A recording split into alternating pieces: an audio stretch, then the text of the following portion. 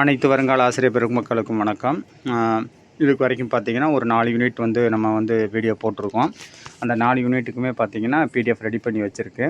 அந்த second unit மட்டும் கொஞ்சம் கொஷின்ஸ் வந்து மிஸ்ஸிங்கில் இருக்கிறதுனால 1, 3, 4 இந்த 3 யூனிட்டுக்கும் வந்து பார்த்திங்கன்னா மெட்டீரியல் வந்து பார்த்திங்கன்னா அந்த கொஷின்ஸ் வித் ஆன்சர்ஸ் வந்து பார்த்திங்கன்னா டெலகிராமில் போட்டிருக்கு. ஏற்கனவே உங்களுக்கு வந்து பார்த்திங்கன்னா வாட்ஸ்அப் குரூப்பில் அனுப்பிச்சி விட்டுருந்தோம்.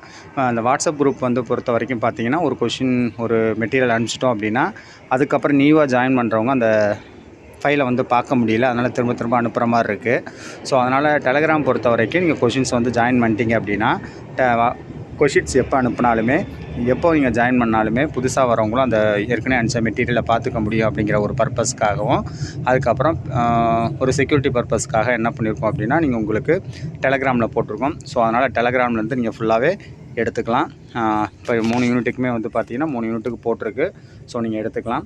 இப்போ நம்ம பார்க்க போகிறது 5வது யூனிட்டு. இந்த 5th யூனிட்டை பொறுத்த வரைக்கும் இதில் வந்து ஃபஸ்ட்டு வந்து ஒரு 50 கொஷின் பார்க்குறோம். அடுத்தது வந்து பார்த்திங்கன்னா திரும்ப ஒரு 50 கொஷின். அதனால் இந்த 5th யூனிட்டுக்கு இப்போ கொஷின் போட்டிருக்கு. இந்த கொஷின் நீங்கள் பார்த்துக்குங்க. எல்லாமே வந்து பார்த்திங்கன்னா கொஞ்சம் நான் ரெஃபர் பண்ணி தான் கொஷின்ஸ் எடுத்திருக்கோம். ஸோ அதனால் உங்களுக்கு வந்து பார்த்திங்கன்னா இது கொஞ்சம் கண்டிப்பாக பயனுள்ளதாக இருக்கும். வாங்க கொஷினுக்குள்ளே பார்ப்போம். கொஷின் நம்பர் 1, கற்றல் செயல்பாட்டில் பங்களிக்கும் உயிரியல் காரணிகள் ஒன்று எது? மரபணு அமைப்பு. கற்றலுக்கு பங்களிக்கும் உளவியல் காரணிகளில் முக்கியமானது அறிவாற்றல் திறன். கற்றல் பண்புகளில் ஒன்று எது அப்படின்னு பார்த்தீங்கன்னா மாற்றத்தக்க தன்மை. நினைவகம் குறித்து சரியாக உள்ள கூற்று இது கடந்த கால அனுபவங்களை சேமிக்கிறது. ஒரு தகவல் நினைவில் நிறுத்தப்படாமல் போவதை குறிக்கும் சொல் மறத்தல். கற்றல் வளைவு எதை குறிக்கிறது? கற்றலின் முன்னேற்றம். கற்றல் வளைவு லேர்னிங் கர்வ் வந்து எதை குறிக்கிறது அப்படின்னு பார்த்தீங்கன்னா கற்றலின் முன்னேற்றம். நடத்தைவாதம் என்ற கற்றல் முன் உதாரணத்தின் முக்கிய அம்சம் என்ன? நடத்தைவாதம் என்ற கற்றல் முன்னுதாரணத்தின் முக்கிய அம்சம் என்ன? வெளிப்படையான நடத்தை. அறிவாற்றல் முன்னுதாரணம் எதற்கு முக்கியத்துவம் அளிக்கிறது? மன செயல்முறைகள். கட்டமைப்புவாதம் என்ற முன்னுதாரணத்தின்படி கற்றல் எவ்வாறு நடைபெறுகிறது? ஏற்கனவே உள்ள அறிவுடன் புதிய அறிவை இணைப்பதன் மூலம் உருவாகிறது. கட்டமைப்பு வாதம் என்ற முன்னுதாரணத்தின்படி கற்றல் எவ்வாறு நடைபெறுகிறது அப்படின்னு பார்த்தீங்கன்னா ஏற்கனவே உள்ள அறிவுடன் புதிய அறிவை இணைப்பதன் மூலம் நடைபெறுகிறது. மனிதநேய முன்னுதாரணம் எதற்கு அதிக முக்கியத்துவம் அளிக்கிறது? தனிப்பட்ட வளர்ச்சி மற்றும் சுய யதார்த்தமயமாக்கல். இணைப்புவாதம் என்ற முன்னுதாரணம் எதை கருதுகிறது? இணைப்புவாதம் என்ற முன்னுதாரணம் எதை கருதுகிறது அப்படின்னு பார்த்தீங்கன்னா ஆப்ஷன் சி, கற்றல் என்பது வலைப்பின்னல்கள் மற்றும் தொடர்புகள் மூலம் நடைபெறுகிறது. சோதனை மற்றும் பிழை கற்றல் கோட்பாட்டை முன்மொழிந்தவர் யார்? எட்வர்ட்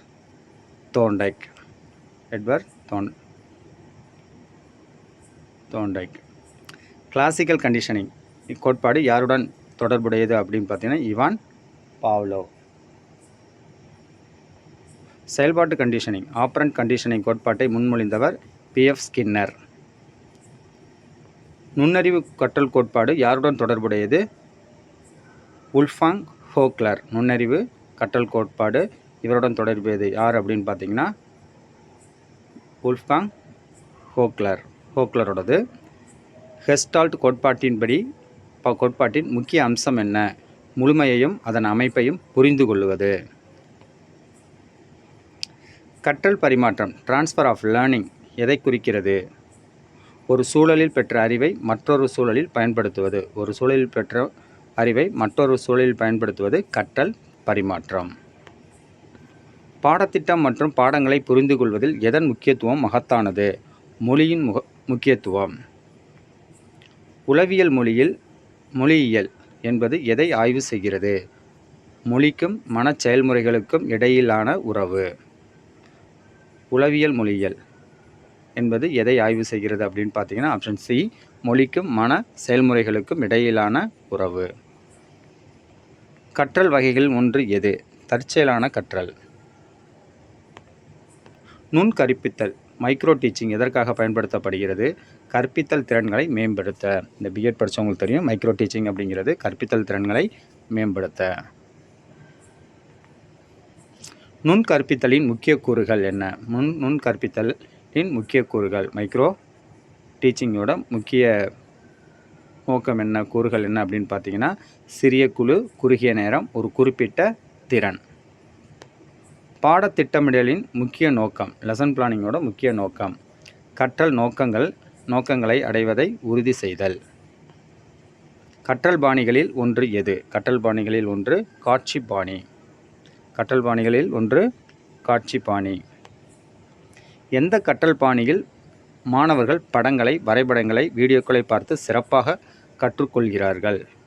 காட்சி பாணி. செவிப்புலன் கற்றல் பாணி கொண்ட மாணவர்கள் எவ்வாறு சிறப்பாக கற்றுக்கொள்வார்கள்? கேட்டு.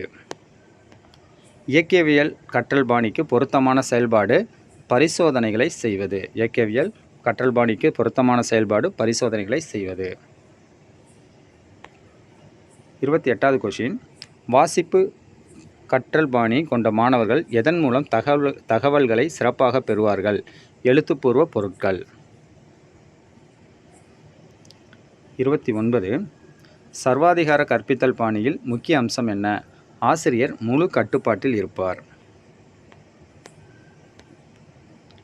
அனுமதி கற்பித்தல் பாணி, பெர்மிசிவ் டீச்சிங் ஸ்டைல் எதற்கு அதிக முக்கியத்துவம் அளிக்கிறது? மாணவர்களின் விருப்பம் மற்றும் சுதந்திரம். ஆசிரியர் மையப்படுத்தப்பட்ட கற்பித்தல் அணுகுமுறையில் கற்றல் செயல்பாட்டின் கவனம் யார் மீது இருக்கும்? ஆசிரியர் மீது. 32வது கொஷின். மாணவர் மையப்படுத்தப்பட்ட கற்பித்தல் அணுகுமுறையின் நோக்கம் என்ன? ஆசிரியர். மாணவர் மையப்படுத்தப்பட்ட கற்பித்தல் அணுகுமுறையின் நோக்கம் என்ன அப்படின்னு பார்த்தீங்கன்னா, மாணவர்களின் தேவைகள் மற்றும் ஆர்வங்களுக்கு முன்னுரிமை அளிப்பது. கலப்பின அணுகுமுறைகள், ஹைபிரிட் அப்ரோச்சஸ் என்பது எதை குறிக்கிறது அப்படின்னு பார்த்தீங்கன்னா, ஆசிரியர் மற்றும் மாணவர் மைய அணுகுமுறைகளின் கலவை. 34வது கொஷின். விளைவு சார்ந்த கல்வி, அவுட்கம் பேஸ்டு எஜுகேஷன், OBE எதற்கு முக்கியத்துவம் அளிக்கிறது அப்படின்னு பார்த்தீங்கன்னா, மாணவர்கள் கற்றலின் முடிவில் எதை செய்ய முடியும் என்பதை தெரிந்து கொள்வதற்கு. மாணவர்கள் கற்றலின் முடிவில் எதை செய்ய முடியும் என்பதற்கு OBE முக்கியத்துவம் அளிக்கிறது. Outcome paste learning. தூண்டல் முறை, இண்டக்டிவ் மெத்தட் கற்பித்தலில் எவ்வாறு தகவல்கள் வழங்கப்படுகின்றன? தூண்டல் முறை கற்பித்தலில் எவ்வாறு தகவல்கள் வழங்கப்படுகின்றன? குறிப்பிட்ட எடுத்துக்காட்டுகளில் இருந்து பொதுவான விதிகளுக்கு. துப்பறியும் முறை, டிடக்டிவ் மெத்தட் கற்பித்தலில் எவ்வாறு தகவல்கள் வழங்கப்படுகின்றன? பொதுவான விதிகளிலிருந்து குறிப்பிட்ட எடுத்துக்காட்டுகளுக்கு. பகுப்பாய்வு முறை, அனலைட்டிக்கல் மெத்தட் கற்பித்தலில் என்ன செய்யப்படுகிறது? பகுப்பாய்வு முறையில் அந்த கற்பித்தலில் என்ன செய்யப்படுகிறது அப்படின்னு பார்த்தீங்கன்னா, ஒரு சிக்கலை அதன் சிறிய பகுதிகளாக பிரித்து ஆய்வு செய்வது. ஒரு சிக்கலை அதன் சிறிய பகுதிகளாக பிரித்து, அதான் அனலைட்டிக்கல், பிரித்து ஆய்வு செய்வது. ஹியூரிஸ்டிக் மெத்தட் என்பது எதை குறிக்கிறது அப்படின்னு பார்த்தீங்கன்னா, மாணவர்களை தாங்களாகவே கண்டறிய அனுமதிக்கும் அணுகுமுறை. 39. திட்டமுறை எதன் மூலம் கற்றலை ஊக்குவிக்கிறது?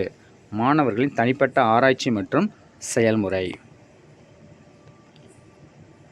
40வது கொஷின். கற்றல் அடைதல், கான்செப்ட் அட்டைன்மெண்ட் மாதிரி கற்பித்தலில் எதற்காக பயன்படுத்தப்படுகிறது?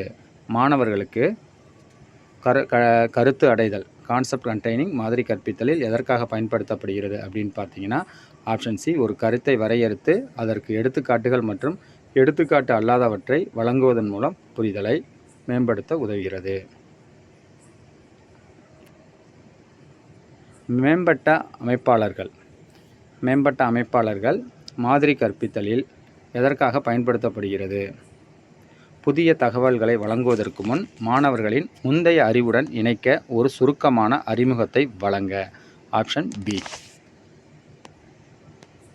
அடுத்து 42வது கொஷின். விசாரணை பயிற்சி, என்கொயரி ட்ரைனிங் வந்து பார்த்தீங்கன்னா, மாதிரி எதற்கு முக்கியத்துவம் அளிக்கிறது? விசாரணை பயிற்சி மாதிரி எதற்கு முக்கியத்துவம் அளிக்கிறது? மாணவர்களின் கேள்வி கேட்பது, மற்றும் சிக்கலை தீர்ப்பது. மாணவர்களோட கேள்வி கேட்பது மற்றும் சிக்கல்களை தீர்ப்பது. ஒரு நல்ல ஆசிரியரின் முக்கிய பண்புக்கூறுகளில் ஒன்று எது? பாடப்பொருள் பற்றிய ஆழ்ந்த அறிவு. 44. ஆசிரியர் சுயாட்சி டீச்சர் அட்டானமி என்பது எதை குறிக்கிறது? ஆசிரியர் சுயாட்சி அட்டானமி என்பது எதை குறிக்கிறது? ஆசிரியர்கள் தங்கள் சொந்த கற்பித்தல் முறைகள் மற்றும் முடிவுகளை எடுப்பதற்கான சுதந்திரம். 45வது கொஷின். ஆசிரியர் பொறுப்புக்கூறல் டீச்சர் அக்கௌண்டபிலிட்டி என்பது எதை குறிக்கிறது? ஆசிரியர்கள் தங்கள் மாணவர்களின் கற்றல் மற்றும் முன்னேற்றத்திற்கு பொறுப்பு. 46வது கொஷின். சமூக பொருளாதார காரணிகள் கற்றலை எவ்வாறு பாதிக்கலாம்? ஆப்ஷன் பி, கற்றல் வளங்களுக்கான அணுகல் மற்றும் வீட்டுச்சூழலை பாதிப்பதன் மூலம். கலாச்சார பாணிகள் கற்றலை எவ்வாறு பாதிக்கின்றன? 47வது கொஷின். கலாச்சார காரணிகள் கற்றலை எவ்வாறு பாதிக்கின்றன? மதிப்புகள், நம்பிக்கைகள் மற்றும் சமூக நடத்தைகள் மூலம் கற்றல். 47வது கொஷின். கலாச்சார காரணிகள் கற்றலை எவ்வாறு பாதிக்கின்றன? கலாச்சார காரணிகள் ஏற்கனவே சொன்ன மாதிரி கற்றலை எவ்வாறு பாதிக்கின்றன அப்படின்னு பார்த்தீங்கன்னா, மதிப்புகள், நம்பிக்கைகள் மற்றும் சமூக நடத்தைகள் மூலம் கற்றல். 48வது கொஸ்டின். கற்றல் வளைவு சீராக இல்லாததற்கு ஒரு காரணம் என்னவாக இருக்கலாம்? கற்றல் வளைவு லேர்னிங் கர்வ் சீராக இல்லாததற்கு காரணம் என்னவாக இருக்கலாம் அப்படின்னு பார்த்தீங்கன்னா, கற்றல் ஆரம்பத்தில் விரைவாகவும் பின்னர் மெதுவாகவும் இருக்கும். உளவியல் மொழியியல் மொழி கற்றலின் ஒரு முக்கிய பகுதி என்ன? இலக்கண விதிகளை உள்வாங்குதல் மற்றும் பயன்பாடு. இந்த வீடியோவோட கடைசி கொஸ்டின். ஒரு ஆசிரியர் மாணவர் மைய அணுகுமுறையை பயன்படுத்தும் போது அவரது பங்கு பெரும்பாலும் என்னவாக இருக்கும் அப்படின்னு பார்த்தீங்கன்னா, வழிகாட்டி மற்றும் எளிதாக்குபவர். இந்த வீடியோ பார்த்தீங்கன்னா 5th யூனிட்டில் ஃபஸ்ட்டு ஒரு 50 கொஷின் போட்டிருக்கோம்.